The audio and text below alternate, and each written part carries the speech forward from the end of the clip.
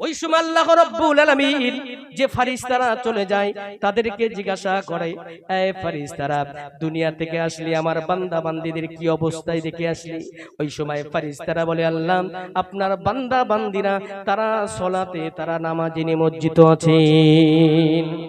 আবার যখন কেবলমাত্র এই আসরের সময় ছাড়া অন্য কোন ওয়াক্তে এইরকম ভাবে ফেরেশতারা পাল্টা পাল্টি হয় না। এই সময় আসরের সময় আবার যখন নতুন ফেরেশতারা আসে, তারা যখন আবার চলে যায় ফেরেশতাদেরকে জিজ্ঞাসা করে, তোমরা যখন দুনিয়াতে গেছিলে আমার বান্দা বান্দীদের কেমন অবস্থায় তাদেরকে পেয়েছো? ওই সময় তারাও বলে, আপনার বান্দা বান্দীরা তারা নামাজে অবস্থায় তারা দাঁড়িয়েছিল। এই সময়টা, এই আসরের সময়টা, এর মর্তবা মর্যাদা অনেক অনেক অনেক, কিন্তু দুর্ভাগ্যের বিষয় এই আসরের সময়টা আমাদের নামাজ দেখবেন আসরের নামাজটা বেশি কাজা হয়ে যায়, কিন্তু এই সময়ের গুরুত্বটা, এই আসরের নামাজের গুরুত্ব আল্লাহর দরবারে অনেক বেশি। একবার জোরে বলুন না সুবহানাল্লাহ। বাইরে গভীর মনোযোগ। আল্লাহ রাব্বুল আলামিন আসরের সময় কে কসম খেলেন, কে বলছেন? ওয়াল আসরি ইন্নাল ইনসানা লাফি খুসর। আল্লাহু আকবার। আল্লাহ রাব্বুল আলামিন বলেন, নিশ্চয়ই সমস্ত বান্দা বান্দীরা ক্ষতিতে নিমজ্জিত। সবাই, ইনসান, সমস্ত মানুষকে লক্ষ্য করে আল্লাহ বলছেন সবাই, সকলেই ক্ষতিতে নিমজ্জিত। এবার প্রশ্ন হলো, তাহলে মুমিন বান্দা বান্দীরা আর নাফরমান বান্দা বান্দীরা, এই যে দুইটা শ্রেণীর বান্দা বান্দী, এই মুমিন বান্দা বান্দী তারাও কি ক্ষতিগ্রস্ত? যারা নামাজ আদায় করে তারাও কি ক্ষতিগ্রস্ত? ভাইরা আমার, মুমিন বান্দা বান্দীদের ক্ষতি আর নাফরমান বান্দা বান্দীদের ক্ষতি, এই দুইটা ক্ষতি সমান নয়। এই দুইটা ক্ষতি কিন্তু সমান নয়। এরপরে আল্লাহ আবার ক্লিয়ার করছে, তবে আপনাদের একটু বোঝানোর জন্য একটুখানি বলি যে কেমন সবাই ধ্বংসে, কেমন সবাই ক্ষতিগ্রস্ত। ধরেন আপনি ব্যবসা করেন, কলকাতা থেকে আপনার পুঁজি হলো 1 লক্ষ টাকা, আপনি রেগুলার কলকাতা থেকে আপনি চালান করেন, ওই 1 লক্ষ টাকার মাল সামগ্রিক নিয়ে আসেন, তো 3 দিন কোনো কারণবশত আপনার ব্যবসা বন্ধ রাখার কারণে 3 দিন ব্যবসা করতে পারেন না, তাহলে 3 দিন প্রতিদিন ইনকাম হয় আপনার 2000 টাকা করে। ওই 1 লক্ষ টাকার মাল খাটিয়ে প্রতিদিন ইনকাম হয় কয় হাজার টাকা? 2000 টাকা। এই 2000 টাকা 3 দিন আপনি ব্যবসা করতে পারেননি, তো 3 দিনে লস হলো কয় হাজার? গুড, 6000। আর আরো একজন ব্যক্তি, তারও একই 1 লক্ষ টাকার পুঁজি, সেও ব্যবসা করে, সে মাল আনতে যে ধরে নেন এই যে পচা খাল আছে, তো খালে কোনো কারণবশত উল্টে গেল, তাহলে তার ক্ষতি আর এই ক্ষতি দুটো কি সমান? এর তো লাভ তো দূরে যাক, আসলটাই তো নাই। ভাইরা আমার, মুমিন বান্দা বান্দীরা যত সময় আল্লাহর ইবাদত করতে থাকে, ওই মুমিন বান্দা বান্দীরা যত সময় তারা আল্লাহর ইবাদত বান্দেগী করে, আল্লাহ রাব্বুল আলামিনের দরবারে যত সময় ইবাদত বান্দেগী করে আর যত সময় করতে পারে না, যত সময় করতে পারে তত সময় তারা ক্ষতিগ্রস্ত নয়, আর যত সময় তারা ইবাদতে মগ্ন থাকে না তত সময় তারা ক্ষতিগ্রস্ত। তার মানে তত সময় তারা আল্লাহর ইবাদতে মগ্ন নয়। আর নাফরমান বান্দা বান্দীরা তারা ক্ষতিগ্রস্ত, তাদের তো ঈমান নাই, নামাজও নাই, রোজাও নাই, হারাম নাই, হালাল নাই, কিছুই নাই, টোটালটাই লস। আল্লাহ রাব্বুল আলামিন বলছে তাই কারণ, আল্লাহ রাব্বুল আলামিন 4টি কারণ জানিয়েছেন এই সূরার ভিতরে। আল্লাহ পরিষ্কার করে জানিয়ে দিলেন, ওয়াল আসরি ইন্নাল ইনসানা লাফি খুসর ইল্লাল্লাযীনা আমানু ওয়া আমিলুস সালিহাতি ওয়া তাওয়াসাউ বিল হক ওয়া তাওয়াসাউ বিস সাবর। আল্লাহু আকবার বলেন। ইল্লাল্লাযীনা, তারাই ব্যতীত কারা? ইল্লাল্লাযীনা আমানু, যারা ঈমান এনেছে, ওয়া আমিলুস সালিহাত, যারা নেক আমল করেছে, সৎ কাজ করেছে, তারা ব্যতীত। সুবহানাল্লাহ বলবেন না? এইবারে কেমন নেক? এই প্রথম শর্ত হলো ঈমান যারা এনেছে, তারপরে কি? নেক কাজ, সৎ কাজ করেছে। তারপরে ওয়াতাওয়াসাউ বিল হক, এবং যারা হকের কথা একে অপরের হকের কথা বলেছেন, হক সম্পর্কে জানিয়েছেন, ওয়াতাওয়াসাউ বিস সবর, এবং একে অপরের ধৈর্যের পরস্পরকে ধৈর্যের উপদেশ দিয়েছে। তাহলে মোট কয়টি? যদি বলেন কয়টি? এই 4টি কাজ যদি আপনি মেনে নিতে পারেন তবে আপনি ওই ক্ষতিগ্রস্ত নয় যার পুরোটাই লস। একবার জোরে বলুন না সুবহানাল্লাহ। এবার সারসংক্ষেপ, আপনি কোনটা হক কোনটা না হক আপনি বুঝবেন কিভাবে? প্রশ্ন আছে না, কিভাবে বুঝবেন? তার জন্য তো এরকম মাদ্রাসার দরকার, তার জন্য মাদ্রাসায় তো পড়ার দরকার, কিন্তু আমরা তো পড়তে পারি, আমরা তো পড়তে পারি। তাহলে কি করব? আমাদের সন্তানগুলোকে আমরা এই রকম মাদ্রাসায় দেব, এখান থেকে আমরা জানতে পারবো। বিশ্বাস করুন, এই ইন্টারন্যাশনাল মডেল আন-নূর তাজবিদুল কোরআন মাদ্রাসা আমি তো প্রতি বছর শুরু থেকে আছি, দেখছেন তো নাকি আপনারা? তবে বিশ্বাস করুন, আমার খুব প্রাণের, আমার কাছের এই ডক্টর কারি মাওলানা জাবিদ আলী সাহেব, এই মাদ্রাসা, এই আন-নূর তাজবিদুল কোরআন মাদ্রাসা আল কোরআন ফাউন্ডেশন দ্বারা পরিচালিত। এই আল কোরআন ফাউন্ডেশন অনেক আগে প্রতিষ্ঠিত হয়েছিল। প্রত্যেকটা গ্রামে গ্রামে, পাড়ায় পাড়ায় জায়গা করে সেখানে কোরআনটা পৌঁছানোর চেষ্টা করেছিল। আমি বলেছিলাম না, এইভাবে চলতে পারে না, একটা ফাউন্ডেশন সীমাবদ্ধের ভিতরে থাকা উচিত নয়, এটাকে একটা প্রতিষ্ঠানে রূপ দিতে হবে। আলহামদুলিল্লাহ, তানার দ্বারা আল্লাহ যাকে ভালোবাসেন তানার দ্বারা ভালো কাজ করান। তাই আজকে ডক্টর কারি মাওলানা জাবেদ আলী সাহেব এই রকম ইন্টারন্যাশনাল মডেল এই আন-নূর তাজবিদুল কোরআন মাদ্রাসা, এখানে আমার সন্তান পড়ে। এই আমার পাশে বসা আমার হাফেজ সাহেব, বিশ্বাস করুন কোরআন শুনলে আমার জান ঠান্ডা হয়ে যায়। আমার এলাকায় বাড়ি, একদম পাশেই বাড়ি, তো তানার সন্তানটা এখানে পড়ছে। এবছর সে পাগড়ি দেবে। তার তেলাওয়াত আপনারা শুনেছেন কি জানি না, তার তেলাওয়াত যদি শোনেন আপনাদের দিলটা ঠান্ডা হয়ে যাবে। বিশ্বাস করুন, শুধু তাই নয়, এখান থেকে ইন্টারন্যাশনাল ভাবে তাদের প্রশিক্ষণ দেওয়া হয়, সারা বিশ্বে এরা ছড়িয়ে পড়বে। যদি বলেন না ইনশাআল্লাহ। তাহলে এই প্রতিষ্ঠান আপনারা সকলে ভালোবাসবেন তো ইনশাআল্লাহ? ভালোবাসবেন না? খেয়াল রাখবেন, আমি দান চাইছি না, মনে করি হুজুর টাকা চাবে না, আমি টাকা চাইছি না, শুধু একটু খেয়াল রাখবেন এই মাদ্রাসার দিকে। তিল তিল করে কত সুন্দর করে রক্তকে পানি করে চলেছেন ডক্টর কারি মাওলানা জাবিদ আলী সাহেব। এই প্রতিষ্ঠানটার জন্য আল্লাহর দরবারে দোয়া চাই, আল্লাহ রাব্বুল আলামিন আজকের এই প্রতিষ্ঠানটা আপনি কবুল করেন। জোরে বলেন আমিন, আরো জোরে বলেন আল্লাহুম্মা আমিন। তবে সার সংক্ষেপ একটুখানি বুঝে নিন, এই কথাটি একটু জেনে নিন যে তাফসীর করতে করতে আমি এই পর্যন্ত অল্প সময়, তাফসীর তো হয় না, এই সূরা আসরের তাফসীর যদি করি সারা রাত পার হবে, বিশ্বাস করেন শেষ হবে না। এই ঈমানওয়ালা কারা এটা যদি বলি এই রকম 1 মাস চলে যাবে। বিশ্বাস করুন, নেক কাজ কি এটাকে যদি আমি ব্যাখ্যা করি তাহলে এর তো এরকম মাস কি মাস চলে যাবে, তাফসীর শেষ করা যাবে না। তবে এইটুকু শুধু খেয়াল রাখুন, তবে ক্ষতিতে নিমজ্জিত যারা তাদের মৃত্যু, এক কথা ঈমানওয়ালা আর আপনার নাফরমান বান্দাবান্দি, এই দুইটা বান্দাবান্দির কি এই নিয়ম পদ্ধতি, তার জন্ম থেকে মৃত্যু পর্যন্ত দুটো কি সব এক? তার মৃত্যু কি এক? ঈমানওয়ালাদের মৃত্যু কেমন? যারা এই 4টি কথা যারা মেনে নিয়েছে তাদের মৃত্যুটা কেমন, আর যারা নাফরমান বান্দাবান্দি একটুখানি বুঝুন, তাহলে আপনাদের আরো বুঝে আসবে কেমন ক্ষতিতে নিমজ্জিত হয়েছে তারা। বাইরে বিশ্বনবী মুহাম্মদুর রাসূলুল্লাহ সাল্লাল্লাহু আলাইহি ওয়াসাল্লাম তিনি বসে আছেন, মনটা বড্ড মরা, মনটা খারাপ করে বসে আছেন। সাহাবায়ে কেরামরা বলছেন, ইয়া রাসূলুল্লাহ, ইয়া হাবিবাল্লাহ, হুজুর আপনার মনটা মরা কেন? ওই সময় নবী আমার বলেন, ইয়া আমার সাহাবায়ে কেরামেরা, ইয়া আমার সাহাবীরা, এই যে নতুন কবর খনন করা হয়, এই কবরটার দিকে তাকায়া নবীজি ইশারা করে বললেন, ইয়া আমার সাহাবায়ে কেরামেরা, সাহাবীরা, এই কবরের কি ভয় পাও?